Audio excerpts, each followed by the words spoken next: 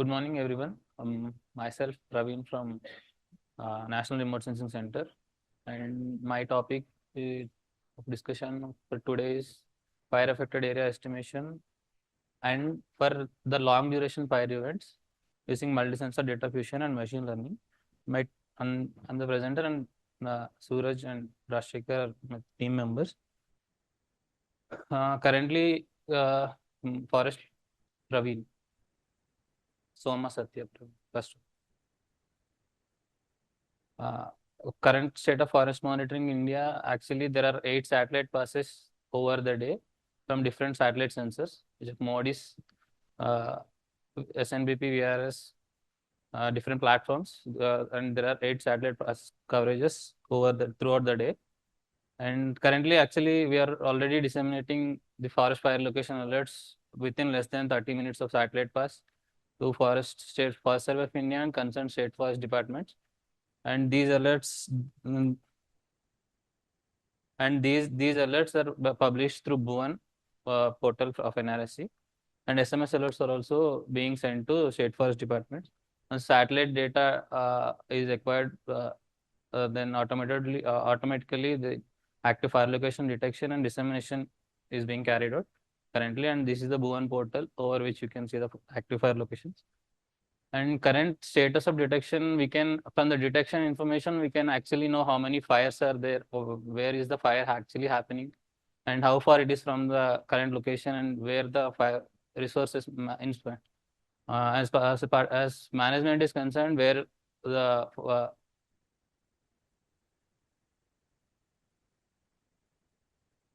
as fire management is concerned, where the resource persons needs to be allocated and how to reach, and all this information we can actually somehow get from the detection data. But what is missing is the surveillance of these fires. Often, actually, there are around, let's say for 2022, around 4.5 lakhs fire locations are observed, all sensors combined. But actually, all those fires may not need significant attention.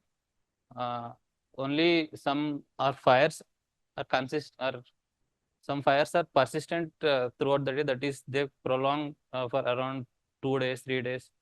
Those fires require major attention. And coming to surveillance, the major questions are like all the previous detections are still burning or not. What is the real-time status of that fire, and what are the fires which I should concentrate? What is the fire effect associated effect to fire affected area? That is to assess the damage caused by the fire. And actually, this is the data used, active fire location information from these different satellites. MODIS about the platform Terra and Aqua, and 1 kilometer resolution, and VIR sensor on these platforms, Soma NPP and JPSS-1 NOVA 20. And these are the launch dates, and these are spatial resolutions. And for satellite-based burnt area extraction, we have used Sentinel-2 data. I think everybody are well aware of Sentinel-2 data. It is constellation of 2 satellites and a revisit period of 5 days. And these are the bands which I have used, the spatial resolutions. And these are all the indices which I have used for my machine learning classification. I don't want to concentrate much on this data. Currently, the main proposed idea is to detect the long duration fire events. Here, actually, the areas which are where the active fire locations are consistently seen are the areas which require more attention, and we designate them as long duration fire events. Active fire location data from all these sensors are analyzed spatio-temporally, that is to over space and time, to tag a fire event as a long duration fire event. Actually, these are the satellite passes distributed over the day for Indian region. Actually, the recent increase from 2007, we have around 8 passes for each day over India, and we monitor and track these locations over space and time to actually find the long duration fire event activities. Actually, this is a schematic showing how these simple schematic showing how this clustering event works. Once the initial fire, then there is the proximity criteria. Then based on the proximity criteria, you will cluster the fires. And then once there is no fire activity seen around this proximity threshold, then we close the event, and it is declared that no fire activity is continuing for that particular long duration fire event. Here the measure is this is the first of its kind. A special solution to provide like assist forest departments or fire managers for prioritizing their fire management resources and measures. And actually this looks very simple to see, but it requires a lot of computational efforts in terms of uh, uh, uh, actually acquiring satellite data and multiple near real-time processing, multiple clusterings. It requires a lot of computational effort. All those are highly optimized, and it is currently being disseminated in near real time. Actually, this is how the proximity criteria, like some of the possible schematics, we cluster the nearby neighbor locations, like something similar to, if it is MODIS, we use 1 pixel, like 8 connected neighborhood. And if it is VRS 375, you use a 5 by 5 window of a spatial resolution of 375 meter. And here we assume there are some assumptions we will also make here. Now initially each fire location is every detected fire locations will be monitored independent of the sensor. Then based on this distance threshold, we actually monitor and track through space and time for multiple sensors. Once a fire activity is not observed for near the proximity of that location, we close the event, and we actually placed a threshold of 2 days to consider it as a long duration fire event. And this is the overall methodology which I have explained in simple terms. Once for all the fire locations, clusters will be initiated, and based on the proximity criteria, the clusters will be assigned, like the fire locations are assigned to forest clusters, and clusters will be formed. Then cluster updation is carried out for each of the real-time clusters that is detected as long duration fire event cluster. We actually search for a Sentinel-2 imagery from actually we have an archival on Boonidi platform. We search for the automated location-based search for Sentinel-2 imagery, then processing will be done. And there is a actually random machine learning based random forest classifier. We have some pre-trained classifier which was trained using some 30,000 samples, which is giving around some 92% of the accuracy. That is actually good for a rapid assessment of burned area, which becomes lighter to run random forest in real time. So we have used this one. Then we have before event imagery and post event imagery, and we compute burnt area, and finally statistics also will be disseminated in the NDM portal. And all these are developed in open source routines. And this is an example for one of the example for Odisha state. This is for cluster ID 4819, and this is how these are all the fires day-wise that are linked to this particular LDFE cluster. And this is a near real-time data visualization that is available on Bhuvan. This is the pre-event, like before the start of fire, that this is satellite imagery, and this is the satellite imagery during fire, and these are all the associated forest fire locations of this cluster. And this can be actually the major advantage of this near real-time visualization is that you can actually maybe I don't know whether it is clear or not. You can actually clear the fire fronts over here, and it will be very actually because of the spatial resolution of the active fire detections.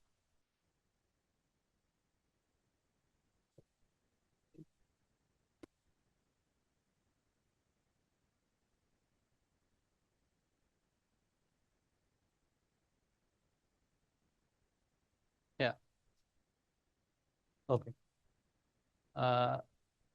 It will be very easier to have a higher resolution look and look at the actual fire event and go and for a fire managers, our disaster response force will go and put out the fires over there. And the same thing over here. This is pre-event, during event, and post-event, and these are the corresponding burnt area.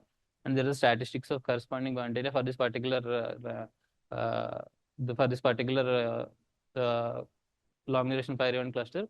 And this is a start time. There is an end time for this cluster, and what is the cluster active time. All this information will be disseminated on this particular portal.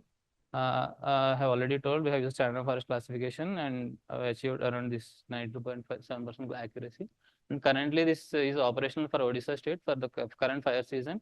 Around actually there are around 48-50,000 fire locations observed for Odisha, but only the persistent fire events are around 416 events. And these are the FRP is the fire radiative power, and more fire radiative power in more severe fire. And these are duration of fires, like some 2 to 4 days. How many of them are there? 4 to 7 days, 62, and very longer duration events are only 5 observed. And this is actually the portal in which you can see all this information. This is a link for the portal. Actually, you can select cluster from over here, and you will get all the information from where the cluster belongs to. And you can actually select this information like pre-event satellite imagery, post-event satellite imagery, and you get all the statistics over here: active time, start time, end time. Everything will be displayed in this portal. And conclusion: actually, sensor uses this proposed system utilizes multi-sensor data fusion for near real-time assessment and tracking of long duration fire events and rapid burnt area assessments. Then this system will provide insights into fire progression, behavior, and spread patterns over time. And this is one of its kind and it is very much useful for enhancing fire management strategies, optimizing resource allocation, mitigating impact of fires. And this is already told, this is already being operational for Odisha, and integration of other satellite sensors are also planned in future, as Sentinel will provide only in a 5 days temporal resolution. Integrating other sensor will make it more closer to near real time image led response also. Thank you.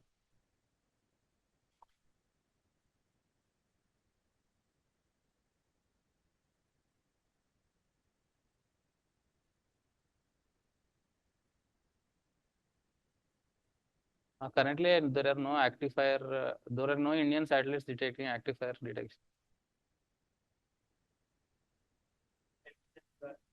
Sentinel-2, we are also in like in line of integrating other IRS and Landsat other data also.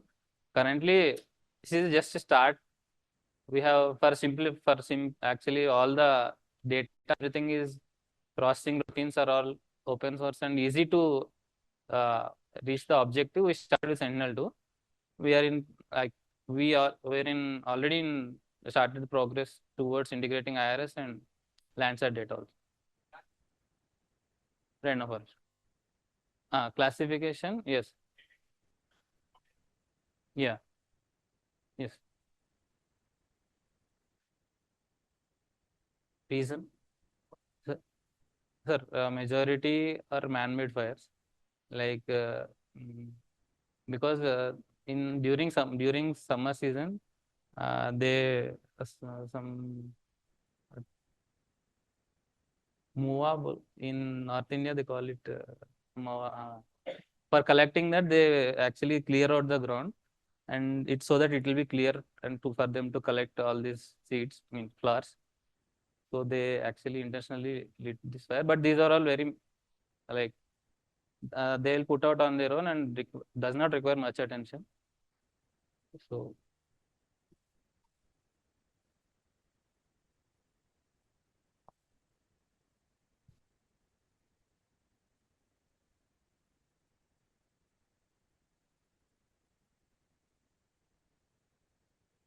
yeah, majority this is identification like based on spatio-temporal tracking has never been done till now. And also The combination has also never been done. This is the major novel part of it. Yeah.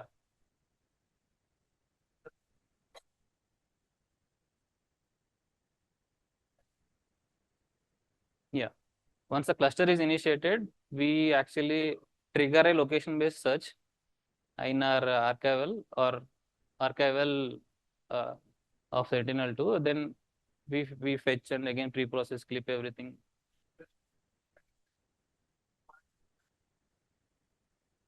No, actually for this training, cluster information is not required. For classification, cluster information is not required. We get the location where actually the fire activity is happening from this cluster detection.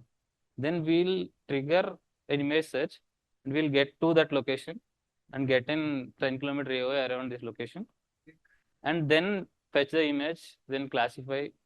Classification is done using a pre-trained random forest classifier. Hmm. Hmm.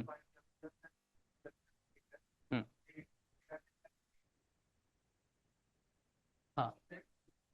Fetch the internal imagery. Also, in real time, they will also be disseminated in NM portal. Like you can visualize where actually fire started. A very good morning, everyone. I am Sonakshi Mehrotra from Indian Institute of Remote Sensing. And today I will be giving a presentation on my part of my PhD work, which is vegetation index-based classification of Pinus roxburghi and Quercus leucotrichophora in Himalayan temperate forest using fuzzy machine learning model.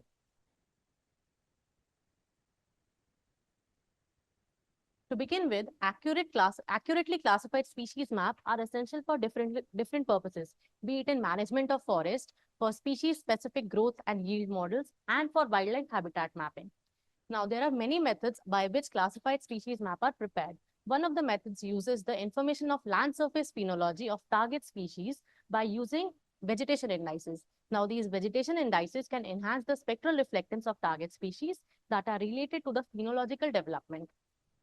Talking about the two species of concern, Pinus roxburghi and Quercus leucotrichophora are dominant tree species found in the Himalayan temperate forest, and they have distinct vegetation traits. Now, due to similarities in their spectral reflectance patterns, the single date remote sensing data is generally insufficient to distinguish them. There is a spectral overlap between target and non-target species in the forest areas of Himalayan temperate forests. So, this can be effectively handled using multi-sensor, semi-hypertemporal or hypertemporal datasets, which is more than 2 images, images between 15 and 100, and more than 100 images, which can increase the temporal information. Also, one of the challenges which one faces while classification is that mapping single class of interest becomes difficult at times. This is where fuzzy logic-based classifiers have been successfully tested for mapping species of agricultural and forest importance. Another challenge which one faces is the concept of heterogeneity. Heterogeneity generally means the coexistence of multiple characteristics, features, or attributes within a given entity. Now, this can arise maybe due to natural causes or due to human-induced causes of complexities of the Earth's surface, which can affect the training data set.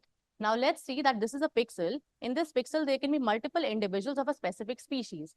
In ideal conditions, all these individuals should follow the same spectral reflectance curve, but that is not the case in the real world.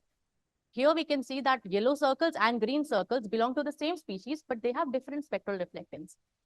Also, we can have a situation within a pixel, wherein within a pixel, there can be individuals of two different species which follow two different spectral reflectance curves, but at the same time, the individuals of the different species can have some sort of overlap. This can be seen in this graph here. So this is basically a graph which is a collection of 17 images over the study area. Herein, we can see that there is heterogeneity between the samples of both Pinus roxburghi and Quercus leucotrichophora. The dotted lines here represent the individuals of Quercus leucotrichophora, that is Banjok, while the solid lines represent the individuals of Pinus roxburghi, all collected from 4 different sample locations. Here we can see there is heterogeneity within the samples of each species and between the samples of each species. So this brings me to my objectives. The objectives of my study were to use vegetation indices with semi-hypertemporal dataset along with a novel individual sample as mean approach, which is the ISM training approach, based modified possibilistic C-means fuzzy classifiers for generating species map of Pinus roxburghi and Quercus leucotrichophora. Herein, I have compared 3 vegetation indices to find the best among them, which can distinguish the target classes, and to use the ISM training approach, which is the individual sample as mean training approach of the MPCM classifier for the target species. The study was conducted in the areas of surroundings of Dudhatoli forest within the 3 districts, that is Chamoli, Almora and Pori Garhwal. Field surveys were conducted in April of 2022 and 23, and geotag locations of the target classes, that is Pinus and Quercus, were collected. Now, 17 images of the PlanetScope dataset, which is a 3-meter dataset, were collected, and with cloud cover less than 5%. Talking about the algorithm which has been used, I used the fuzzy-based modified possibilistic C-means model. Now, this here gives the basic equation used in the MPCM model. Now, herein, I have used the training approach of the ISM, that is individual sample as mean training approach. The conventional method uses the mean training approach, wherein the mean of all the samples used is taken. Let's imagine I have 10 samples. In ideal condition, in the conventional case, I would take the mean of these 10 samples and incorporate in the fuzzy model for generation of the output. In the ISM approach, I would take all the samples individually, use it in my algorithm, and to generate the classified output. The 3 indices which have been used here are normalized difference vegetation index, which is one of the most commonly used vegetation indices and uses the NIR and red band of PlanetScope dataset. Next, I have used the NDRE, which is the normalized difference red edge index. And the last one I have used is MSAVI2, which is modified soil adjusted vegetation indices and is used to minimize the influence of background soil. Coming to the methodology which has been followed, pre-processing of the images has been done, wherein mosaic and subsetting has been done. Generation of VIs follows the generation of NDVI, NDRE, and MSAVI2 images. Then data set with the semi-hypertemporal images, that is 17 images of the vegetation indices generated, have been created for all the 3 indices. Then fuzzy classification of the generated data set has been done using ISM, that is individual sample as mean approach for both the classes. And lastly, accuracy assessment is done. For this case, the soft output is generated and the accuracy assessment is performed using 3 parameters, that is MMD, which is the mean membership difference method, entropy method, and the variance method. Then this output is converted into hard format and overall accuracy, kappa, and F1 score are generated. Coming to the results section, this graph here shows the spectral profile of both classes, that is Pinus roxburghi and Quercus leucotrichophora, generated using the 3 indices, NDVI, NDRE, and MSAVI2. As you can see, in case of pine, NDRE, NDVI, and MSAVI2 follow the same pattern. What we see here is, during the months of April and June, a large dip is seen in these cases. What the literature shows that during these months, Pinus roxburghi forests tend to show a lot of litter fall. So this corresponds to those literature values. Next, we have the classified output, wherein this is the soft output which was generated. Herein, the values range between 0 and 1 for all the 3 indices, that is NDVI, NDRE, and MSAVI2. Then alpha value for both the cases was fixed above 0.9 and hard output was generated. This map here shows the hard output of this enlarged section of the image. Coming to the accuracy assessment part, for the soft output, as I mentioned previously, MMD, entropy, and variance were used. And for hard output, kappa, overall accuracy, and F1 score were used. So we can see that in case of MMD values, MMD within the class, that is within Pinus roxburghi, was found to be the highest in case of MSAVI2. Was found to be the highest in case of MSAVI2, as in it would segregate Pinus roxburghi properly, and same was the case in case of Quercus leucotrichophora. Also, entropy values were less for both the cases, suggesting that the heterogeneity within the class of Pinus roxburghi was handled. Similarly, when the values for MMD between the classes were computed for both the cases, it was found that MMD between Pinus roxburghi and Quercus was the highest for the case of MSAVI2. This was also seen in the case of hard classified output, wherein MSAVI2 showed us the highest values, that is 86%, above 86% for the case of overall accuracy, and similarly kappa and F1 score were also higher in this case. So the general trend for segregation was found to be that M-SAVI2 was followed by NDRE and then finally by NDVI, for indicating that M-SAVI2 could segregate the two classes in a much better way. So coming to the conclusion part, accurate identification and mapping of tree species can contribute to informed decision-making processes regarding forest resource allocation and ecological studies. This study claims that combining vegetation indices and semi-hypertemporal dataset can increase the temporal and phenological information, which can aid in distinguish the target classes, target species more efficiently. And ultimately, that semi-hypertemporal M-SAVI2 dataset could give the best result for classification of Pinus roxburgha and Quercus leucotrichophora while handling the heterogeneity within the class and between the classes. However, further research and validation in the research is necessary and can refine the models for fuzzy modeling approach. Different fuzzy models can be tried and different vegetation indices can be tried to potentially improve the model and classification accuracy. Thank you. Okay, so answering the second question first, I have used optical imagery data. So images where there were snow covers, they have not been used, but the geotagged locations from all over the area have been collected. So that brings into the consideration that even if the tree gets covered by snow in some part of the year, in the other parts of the year, it is not covered by snow and we can successfully map it. Then coming to the first part of your question, accurately classified species map are essential and they have been used by forest managers for policy making strategies and all those things. And we can find it in terms of, let's say, like there was this study which says that Quercus leucotrichophora is being replaced in the higher altitudes by Pinus roxburghae. And this is being seen by forest managers also. Now, how they are using it, I am not much aware of it. But this has been published that, okay, species mapping is essential for forest management so that this can be taken care of if there is any replacement going on in higher altitudes. Yes, yield maps are essential. We have seen this in case of agricultural management practices. The similar models have been tried there as well. And successful results have been found out that, okay, we can estimate the acreage of the area and we can find out what the yield of the area can be. Similarly, we can try this in case of forest management also, forest areas. Thank you. Okay, so I have used fuzzy model here. The main purpose of using fuzzy model here is I can extract single class here. The traditional classifiers which I had tried working with the MLC, but it wasn't able to extract single class for me, which was my aim here. That, okay, I give input to my model and I can generate, extract the output of just one class here.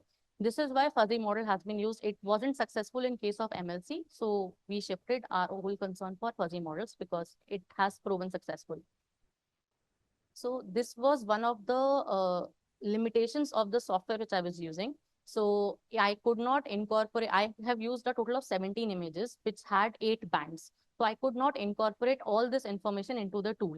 To reduce the dimensionality of the images, I had to use the vegetation indices.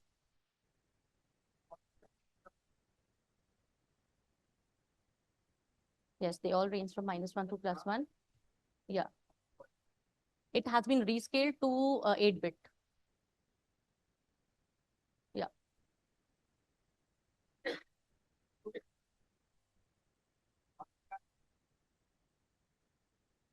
And no, we tried that also. It wasn't giving as good results as fuzzy model did. I do not have the accurate values as such, what was the accuracy, but fuzzy model gave a little better result as compared to the traditional models.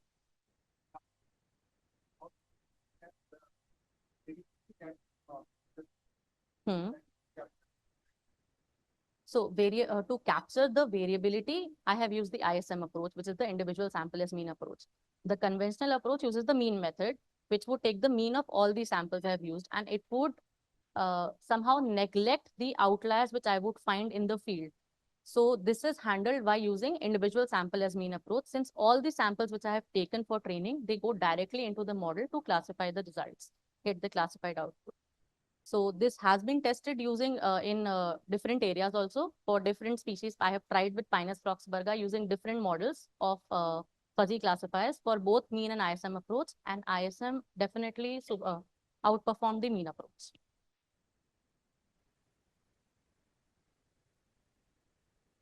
Hello everyone, I'm Sakshi Jain from IIT Indore, and I'm working in soybean phenology monitoring using synthetic aperture radar. Here are the contents that I'm going to present here. Firstly, as my study is based on soybean, so let's understand how the soybean grows. So these are the growth stages of soybean plant. Initially, it is in initially it is in a very small stage, and as it grows, it takes transition from vegetative stage to reproductive stage. So this reproductive stage, initiation of reproductive stage, is the most important stage of soybean development. Here are the field photographs that we have taken during our field work. So the initial stage, or you can say the growth stage of soybean plant, during its vegetation stage to reproductive stage, it is in the maximum density. But at the end, at the final stage, its density decreases due to the leaf shed, and most of the interaction will take from the ground as well as from the vertical structure of the plant. Here I have used dual polarized radar vegetation index for the soybean phenology monitoring. So let's understand what is dual polarized radar vegetation index. So radar backscatter intensity provides information about the spatial and temporal variation in crop growth stages and phenological changes. Here, one parameter M, that is called degree of polarization of electromagnetic wave.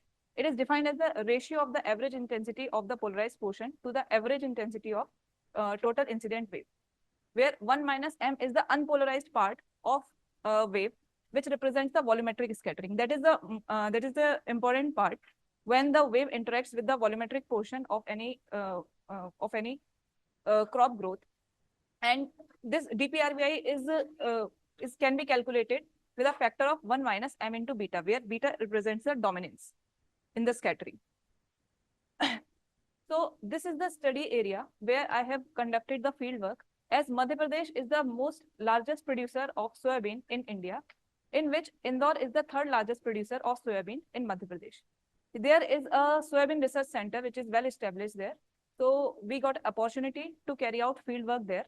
These are the soybean research farms, out of which we have selected 3 fields, which were grown of same kind of same variety of soybean was grown there. So the data that we have collected during our fieldwork is soil moisture using 5-probe soil moisture sensor and gravimetric ring, surface roughness using 1 meter grid.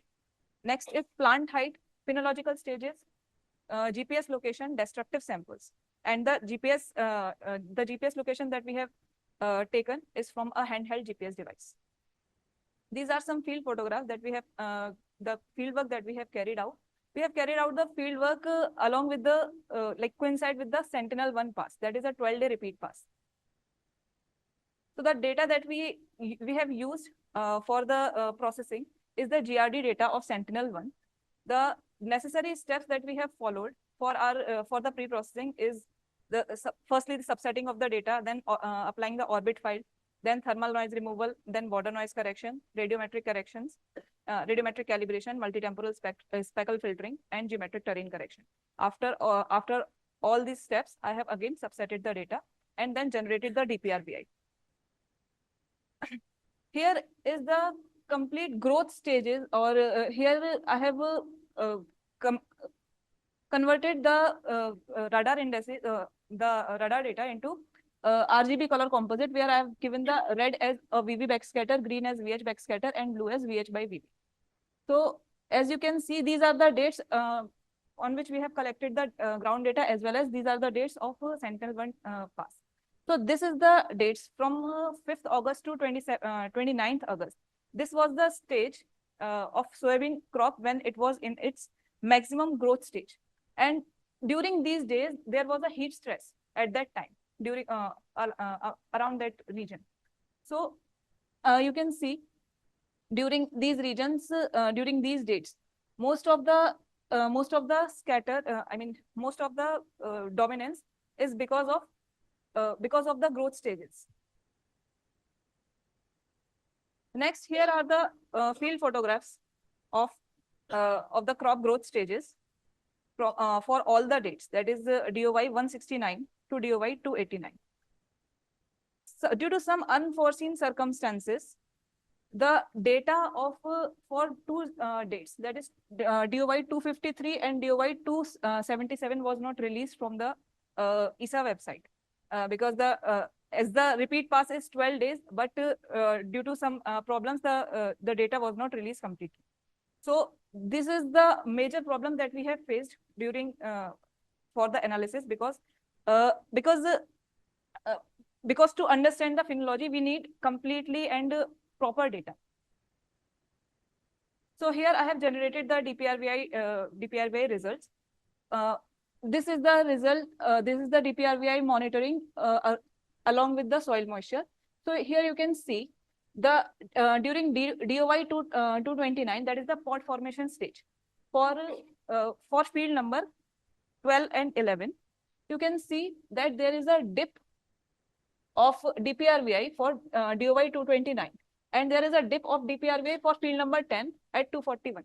This represents that during the pod formation stage, the DPRVI reduces, and I have observed that there is a decrease in 0.4. There is a decrease in 0.4 value of DPRVI from the vegetation stage to the reproductive stage. From transition stage, from its transition stage from vegetative to the reproductive stage. Next is examining the radar backscatter pattern and integrating correction is observed between the increase in VV and VH backscatter from 169 to 185. From as this stage is no vegetation stage at that time, because the ground was completely bare ground. But as the sowing starts, as the moisture increases and the interaction increases from the plant as well as from the ground, the DPRVI value increases. And during the maximum, like the high density stage, the DPRVI shoots down. And when again, the reason of the DPRVI shoots down is from when the transition stage from vegetation to reproductive stage, the moisture content of the plant reduces. And again, when the pod formation starts, when the pod starts generating, the DPRVI again shoots up. And at last, when the ground was completely empty, the DPRVI again shoots down. And one more thing is there, that from field number 10, it was completely vacant, completely bare after the harvest. But there was some grass and some weeds at the in field number 10 and 11. So there is some higher DPRVI for these stages. Next is the transition from the vegetative to the reproductive stage commencing at DOY 229 marks a significant turning point, because the pod formation stage is the significant stage for the soybean phenology. Next is, in summary, we can see that the temporal evolution of DPRVI and radar backscatter provides valuable insights into the dynamic stages of vegetation growth, emphasizing the influence of soil moisture, plant development, and reproductive processes on these remote sensing matrices. Next, the similar thing that I have observed for the, I have represented here with the mean plant height.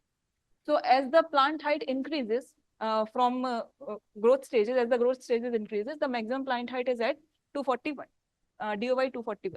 So again, when the DPRVI shoots down because of the pod formation stage, and again it increases as the plant height increases. Next, the conclusion of my study is the temporal analysis of DPRVI and radar backscatter reveals the dynamic vegetation stages influenced by soil moisture, plant growth, and reproductive transitions. Understanding these patterns enhances our capability to monitor and assess agricultural dynamics, so contributing to informed decision-making for sustainable land management and crop yield prediction. The parameters that are affecting the DPRVI is soil moisture, the plant growth stages, and the reproductive and transition stages of soybean plants. Now, I would like to express my gratitude for IICAR, Soybean Research Center, for granting permission to carry out the fieldwork. And I would like to thank my team, Ms. Anam Sabir, Mr. Hamish D'Souza, Ms. Chumbita Lena, and Mr. Shubhanshu Vishwas, and Ms. Anjali Patel for their kind cooperation in fieldwork. Thank you. Yeah. No, actually, right now we have not validated for these studies, but in the current scenario, we are collecting data, or we are gathering data from Bhopal site as well as from other sites as well. But for these studies, we have collected only from Indore.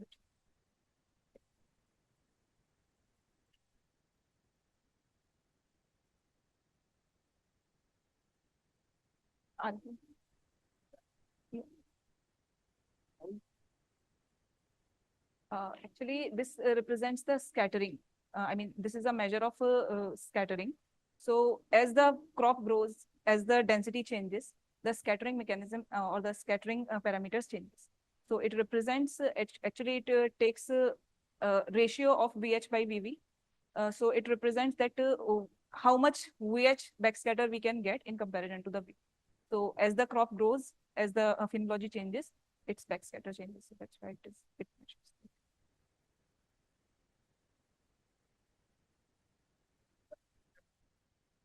Yeah. So we have used the data for 3 fields here. Okay. So individually, what I did for these 3 fields, I made a like shapefile of removing the boundaries, and I have calculated the mean for that particular field for those 3 fields individually, mean DPRVI and then standard deviation. And for these fields, I have for this study, I have used just 3 fields. And for my further studies, I'm using 330 fields across the Indore. So for that also, what I got, there is a dip during these dates, during 220 DOI 229, around 17 or around 10 August to 25 August in between, because some fields sown early, some fields sown late. So overall, for 330 fields, what we have observed, that there is a significant dip for the like pod formation stage, during the pod formation stage, and then again it shoots up. Cropping condition, Almost. Yeah. does this indicate? Right now, actually, actually, we are also studying the heat stress, because during that time, during the pod formation stage, August time, there was a heat stress at that time, or for that location. So right now we are studying what are the impact of heat stress there, which we can find out from this. But yeah, not exactly from DPRA, but from other SAR parameters as well. So crop health right now I cannot say, but yes, we can find the moisture in plant moisture, like leaf moisture content, so that it will hopefully tell us about the water heat stress. Yeah.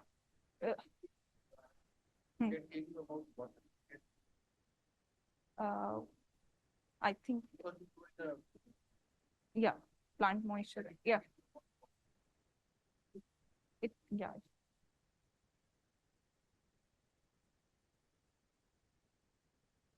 Yeah, Sentinel-1 data. It is open source data.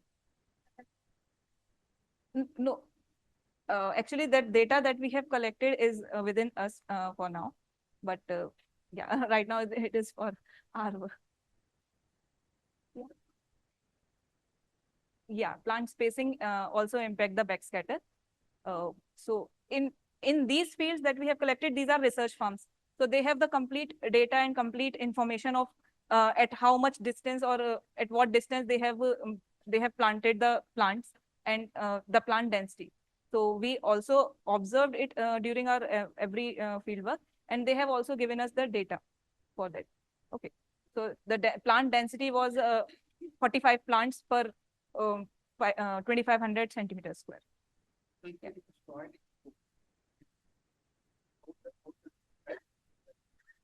Sorry? Yeah. How does it impact your? I mean, it completely filled up the plant. During the maximum growth stage, it was completely filled up. We cannot see the soil. But during the sowing stage till the initial growth stage, the radar signal will interact with ground as well as the plant. But at the maximum state that I have shown in the initial slide, that the complete density stage, high dense stage, at that time we have not, we visually can't see the ground. So, yes. Thank you.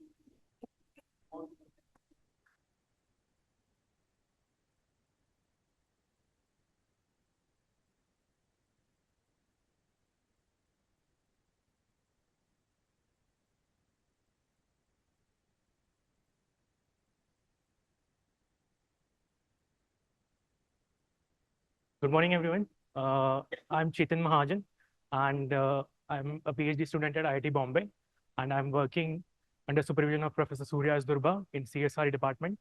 And I will be presenting on Earth Observation Data Cube, analysis for vegetation management and forest fire. So these are two images of Mumbai only. The left one is from 1991, and the right one is 2020. I'm not sure whether you can see, but I'm saying so you believe me. So this area has been developed in the newer image. As we know, the urban sprawl grows and the spread of communities and houses will grow. So in 1990s, some outer areas of Mumbai were not habitated, but now they are. Similarly for Bangalore, electronic city, you can see vegetation or crop fields here. And for the newer image in 2023, these fields are missing, and all those areas are covered by the urban sprawl where we are living and where the institute is. So how these changes are happening over our planet, and these changes are continuous. But we are monitoring these changes through our eyes in the sky, the EO satellites. The past and future missions of ESA I have shown here. We have been monitoring the Earth from 1970s, and there have been plenty of missions for both Earth observation, meteorology, and various purposes. So, okay, this is the video. So, we have been collecting a lot of data. For a sample, I have shown a table where you can see various Landsat satellites and how many scenes we are collecting per day. Okay, so on an average, let's take for Landsat 9, the recently launched one. We collect around 1,000 scenes per day, and each product is around 1,000 MBs. So 1,000 into 1,000, we have around 900 gigabytes of data for a day. And if we scale it to a year, it becomes 350 petabytes. Similarly, for Landsat 8 and Landsat 7, the number of scenes also varies. It depends. It can change to 700. It goes up to 1,400 also. But on an average approximation I have taken, you can say it's ranging to 350 petabytes. I have also shown a data volume chart where we can see how the enormous data is being collected, and we are archiving it. So as we do not use the data, the USGS, Earth Explorer, other communities archive it, and when we need it, they make the product online and we download. So the number of EO satellites have been increased drastically due to the advancements in technology and the decrease in launch costs. The years and the cumulative level 0 data was, it's a projection up till 2028. We will be reaching around 2.5. Somebody else. Yeah. So we have a lot of data incoming from various satellites, and to process it, how a general traditional remote sensing workflow starts is the user goes to a user interface, either Copernicus Hub or USGS Earth Explorer. You create a footprint, then query it. Then behind the scenes, a bot runs and it fetches all the scenes and will bring it to you. You filter out those scenes, you pre-process them, you do something, and you further give an end product to the end user or whoever the intended user is. But for a typical user, this becomes a bit difficult because let's say, for example, we are working in a group and I'm also using optical datasets. You're also using optical datasets. We are again downloading the same dataset from different websites. So you are creating duplicate data set, but they are not being utilized. So the data set is same, but you are creating another copy which you will use, and I will create another which I will use.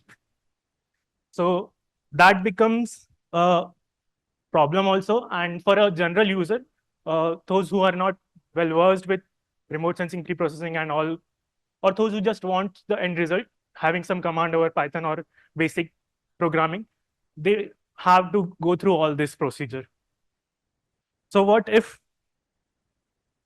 yeah, let's have a look at the challenges. The data, as I said, is increasing rapidly, and various new platforms, constellations are launched every year.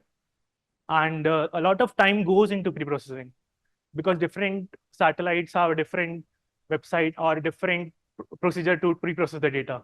Overall, the pre-processing is same: orthorectification, geometric correction, radiometric correction, but still, it takes a time. And analyzing at a larger scale requires significant amount of time.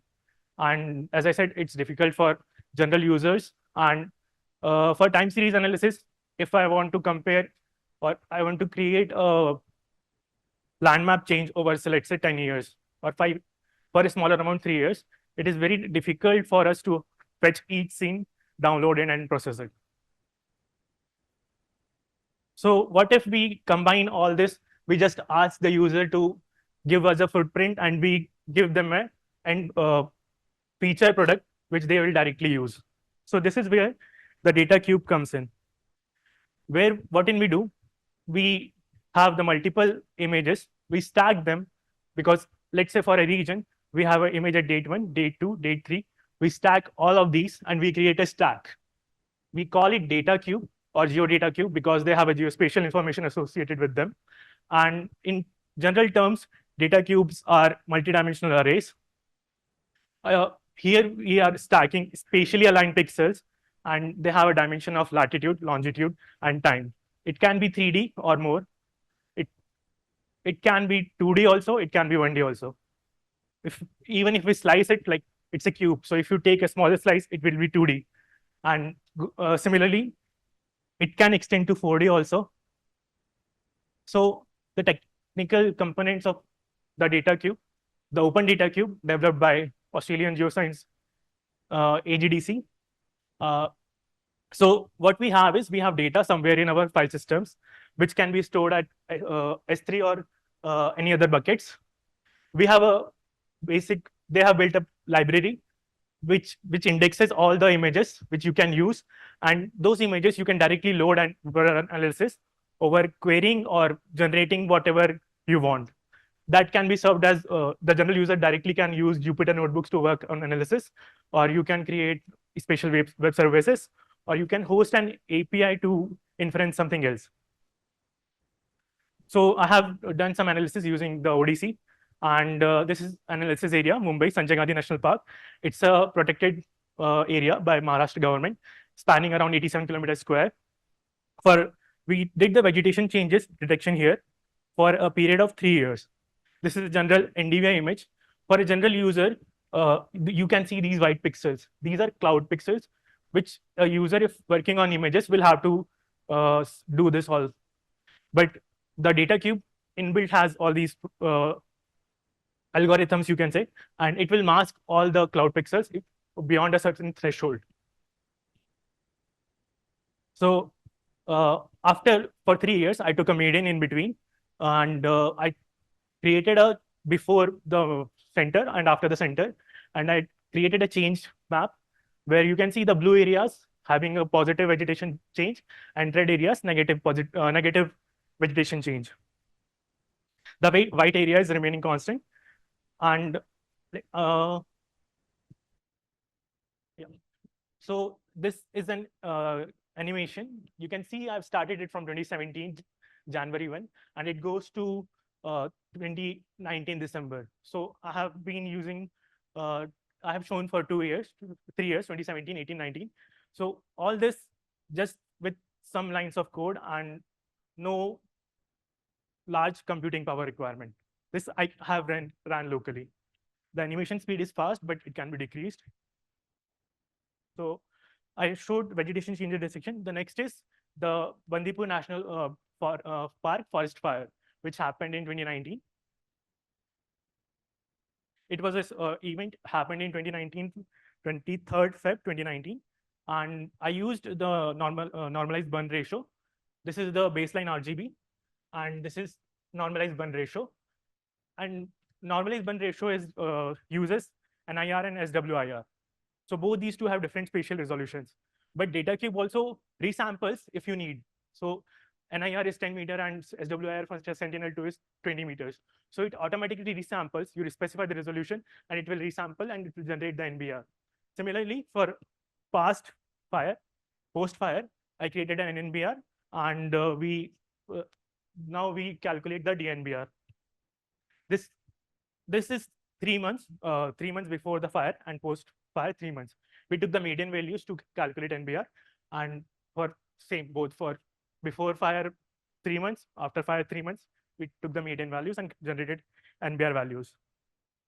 So this is the NBR, and you can see the higher DNBR for these regions, and it validates with the firm's fire information resource by NASA, LANS, and the hotspots are also visible if you see the data sets of firms. So DNBR calculation is also shown here.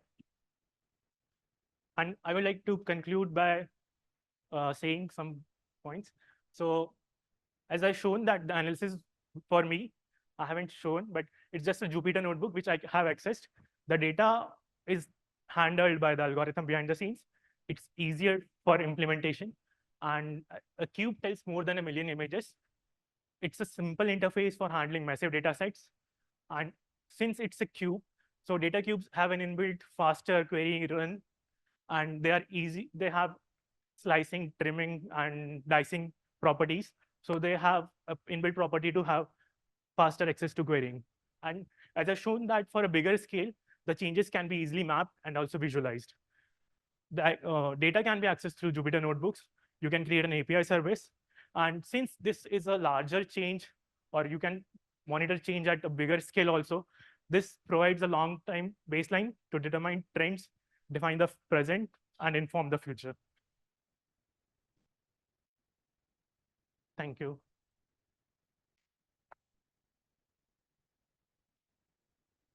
Yeah, I'm using ODC for, I have used ODC, and I've used it for our region, and I've showcased that how it can be used. Yes.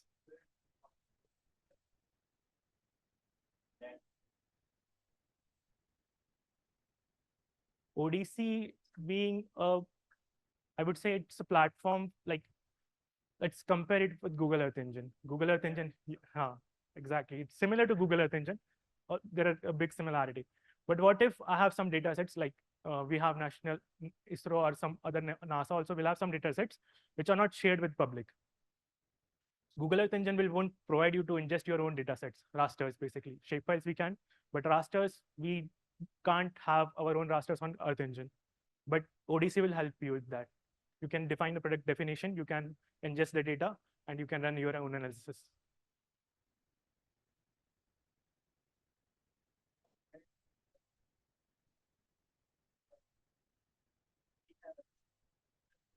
Yes.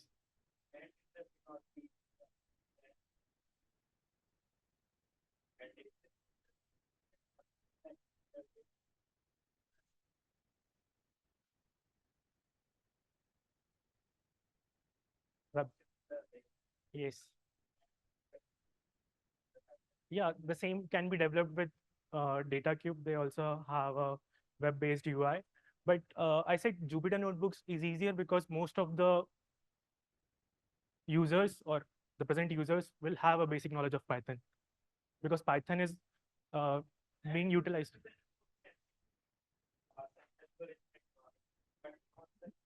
Not ekdam last user, but some knowledge would be required.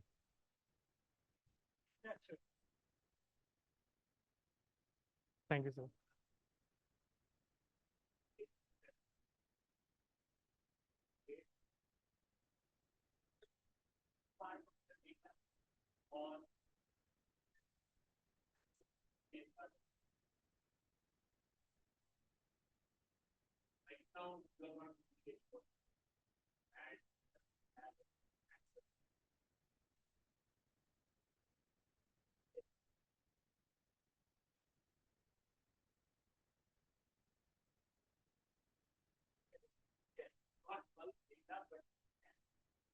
But okay, so as of now, for Google Earth Engine is the second question. I will go first. So Google Earth Engine has, for personal it's free, but for commercial it's being uh, huh, yeah, okay, yeah. Huh. The first part where I have, I would say, you're asking about my contribution. Okay, so my contribution as of now would be towards the volumetric analysis. Like, we utilize the larger data sets. Testing.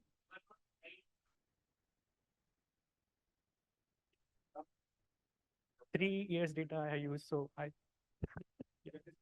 sure sir. Thank you. Thank you.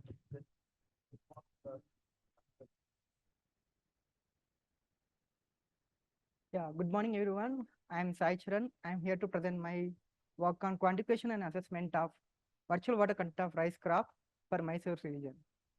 I'm from NITK. Under the guidance, I'm working under Shweta HR.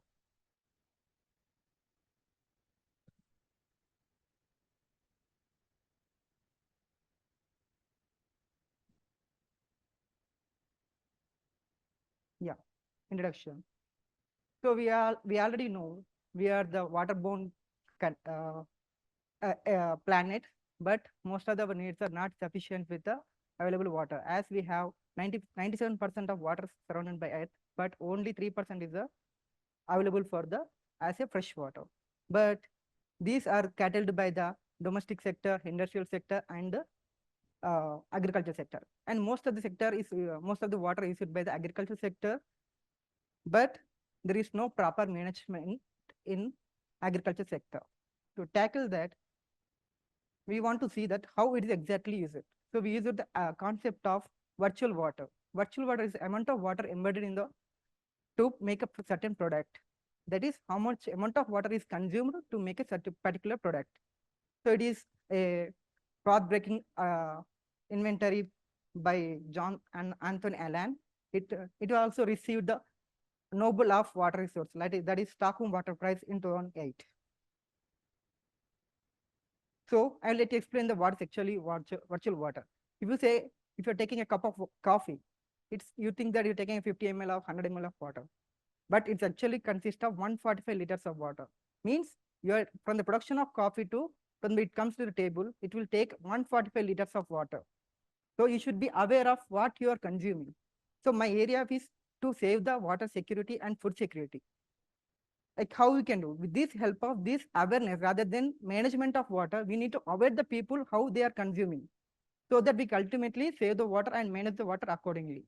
That way we can see the most of the, if you see the in this picture, so if you want a t-shirt, it's because of cotton required. Cotton is a product of agriculture. If you see the hen, it requires again agriculture production. So every item is dealt with the agriculture production. So, and most of the things are consuming more water than what we assumed.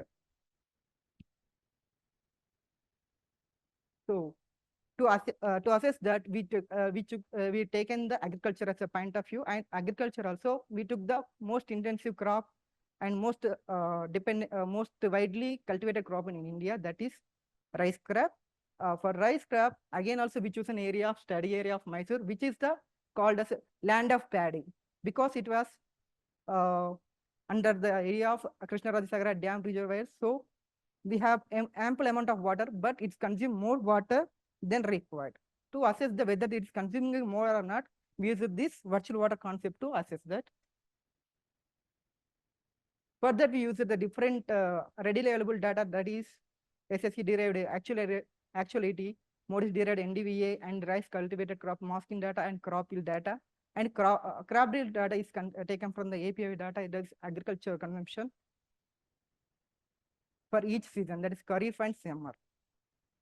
So this is a simple methodology for assess the readily available data. Then we use actuality data and Modis NV data to get the crop coefficients, and then we use that to derive the agriculture water consumption, and with the help of yield data, we got the virtual water content. We also use the crop season, crop yield, and crop mass data to exactly get the how much exactly the water virtual content. by the, or each crop or it will take. So those results we found that we have done the first 2 season wise, kharif size and summer season wise. So we found that with the during of the time, its crop water content is increasing for the even though there is a water scarcity. In this region, most of the regions are so this region there is a reservoir region, but except other places, the water scarcity is mostly done by the rainfall condition. But we can see the most of the places where the water is not available, there we are getting the more agriculture water consumption. And we can see that there is a stone section is a severely drought affected region in the place, but even though we got the good water consumption compared to the actual water content. So we have also done for the summer season where exactly rather than depending on the rainfall condition, we most of the people are depending on the irrigated of Rajashekar dam. So here also it will showing that the agriculture water consumption of each region is more during mostly in the rain-fed region condition rather than the irrigated region. So again, we can from the help of crop water consumption and yield data, we got the virtual water content of the crop for each season and each year. For example, if you see that the value is ranging from 5,289 to 5,250 meter cube per ton per each during the our study period, that is 2015 to 2019. It is found that even though we have the less yield, the water consumption is increasing rapidly. Means the people are using more water than required to cultivate the same crop. Again, from this we found that there is a water consumption. Water consumption is happening extensively rather than it's required. The actual amount of water is required by the rice crop in India is 2020 meter cube per ton. But most of the region we found that there is a 5,000 meter cube per ton liters of water is taken for the same crop cultivation for the same region. And some regions we found that even in the summer region, there is a less water available, but we got the more water like 3,000. That is also more than the average virtual water content taken by the rice crop in the overall Indian average. And it's these kind of works, why we need it? Because we know that we can know the spatially, temporally, how the variation has happened so that we can apply the water irrigation supply according to our actual water required for the cultivation of same crop rather than the supplying more water which is not required. And these kind of works can be helpful for to understand, we can manage a proper management, we can achieve the sustainable food security and water security. Thank you.